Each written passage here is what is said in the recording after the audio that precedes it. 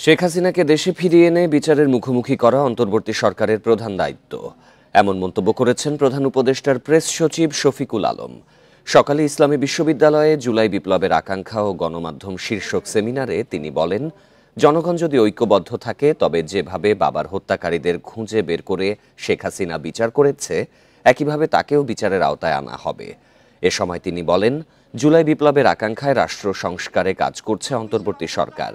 5 মাসে দেশে স্থিতিশীলতা এসেছে, অর্থনীতির গতি বেড়েছে। নতুন বাংলাদেশ গড়তে কমিশনের মাধ্যমে আকাঙ্ক্ষা পূরণ হচ্ছে বলেও মন্তব্য করেন তিনি। 250-টিরও বেশি ডিজাইন অপশন নিয়ে ওয়ালটন স্মার্ট ফ্রিজ, বোঝে আপনার প্রয়োজন। তার বাবার খুনিকে যেভাবে